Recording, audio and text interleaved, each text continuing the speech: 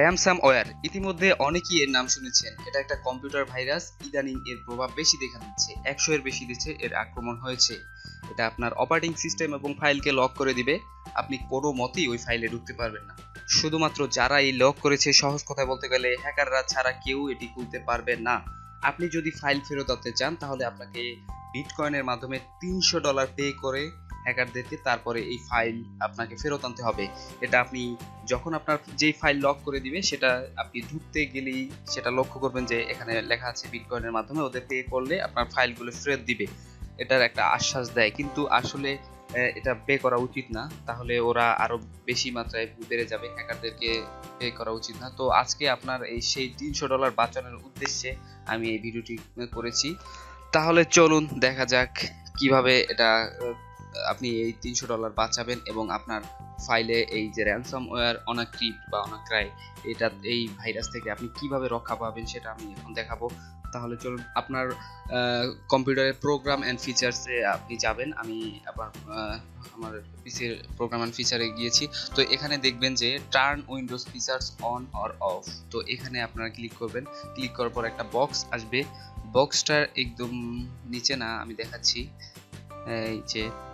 এই যে দেখেন যে SMB 1.0 clips file sharing support. এই যে দেখেন এটা এটা এটা এখানে রাইট মার্ক দেওয়া থাকে। এটা রাইট মার্কটা উঠিয়ে এখানে ওকে ক্লিক করবেন। তারপরে আপনার কম্পিউটারে রিস্টোর করবেন। তাহলেই আপনার এই অনাক্রিপ্ট বা এই র্যানসামওয়্যার থেকে আপনি মুক্তি পাবেন খুব সহজে। এটা সাইবার 71-এর অফিসিয়াল যে গ্রুপটা আছে ফেসবুকে, এই গ্রুপে কেউ একজন এটা পোস্ট করেছে। তো ওখান থেকে আমি এটা দেখেছি, ওই অভিজ্ঞতা থেকে আপনাদের সাথে আমি শেয়ার করলাম। আপনারা জানেন যে সাইবার 71 বাংলাদেশের সবচেয়ে বড় হ্যাকার গ্রুপ। তাদের গ্রুপে অফিসিয়াল গ্রুপে কেউ একজন এটা পোস্ট করেছে, তাই আপনাদের সাথে এটা শেয়ার করলাম। আরেকটা ছোট টিপস আছে, সেটা হলো ফায়ারফক্সের ক্ষেত্রে আপনারা চেষ্টা করবেন যে ফায়ারফক্স দিয়ে নেট ইউজ করার জন্য। তো এখানে অপশনে ক্লিক করবেন। অপশনে ক্লিক করে এখানে সিকিউরিটিতে ক্লিক করবেন। এখানে ব্লক, এই যে দেখতে পাচ্ছেন, মার্ক দিয়ে দিবেন। তো এটা ছিল আমার ছোট একটা টিপস। সব শেষে এটা বলবো যে আপনাকে নেট চালানোর ক্ষেত্রে এই অনাক্রিপ্ট থেকে বাঁচার জন্য নেট চালানোর ক্ষেত্রে খুবই সাবধান হতে হবে। আপনাকে কোনো লোভনীয় ইমেল বা কোনো লিঙ্কের মাধ্যমে, যেমন আপনার ইমেলে যদি কোনো লোভনীয় লিঙ্ক থাকে, সেই লিঙ্কে ক্লিক করা যাবে না। যেখানে আপনি ক্লিক করলেই ওরা আপনার ফাইলগুলো লক করে দিবে। অনেক ইমেল আসে আপনাদের ইমেলে, আপনারা লক্ষ্য করবেন যে অনেক ধরনের ইমেল আসে। সেই ইমেলে আপনি যদি ক্লিক করেন তাহলেই আপনার ফাইলগুলোকে ওরা লক করে দিবে, আর আপনি সেই ফাইল ফেরত আনতে।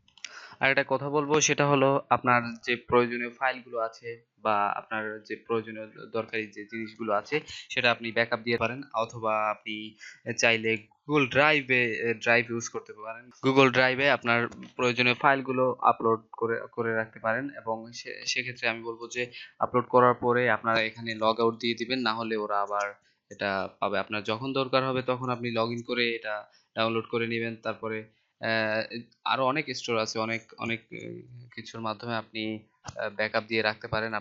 সবশেষে এটাই বলবো যে আপনারা উইন্ডোজ 10 ইউজ করার চেষ্টা করবেন। আপনি যদি উইন্ডোজ 10 ইউজ করেন তাহলে আপনি অনেক অংশে এই অনাক্রিপ্ট বা র্যানসমওয়্যার থেকে আপনি বেঁচে যাবেন। এখন পর্যন্ত উইন্ডোজ 10 এ ওরা আক্রমণ করতে পারে নাই। তো আপনি চেষ্টা করবেন যে আপনার অবশ্যই উইন্ডোজ 10 ইউজ করার জন্য এবং আপডেট ভার্সন, এবং উইন্ডোজ 10 এর জন্য আপনি একটা সিকিউরিটি প্যাচ ডাউনলোড করে ইনস্টল করতে পারবেন, ইনস্টল করে নেবেন। তো এই ছিল আমার ভিডিও। যদি ভিডিওটা আপনাদের যদি কোনো উপকার হয় আপনার এই ভিডিও দ্বারা, আপনি যদি কোনো কিছু শিখতে পারেন, তাহলে অবশ্যই লাইক, কমেন্ট এবং সাবস্ক্রাইব তো অবশ্যই করবেন। ধন্যবাদ সবাইকে, ভালো থাকবেন। নেক্সট ভিডিও পর্যন্ত।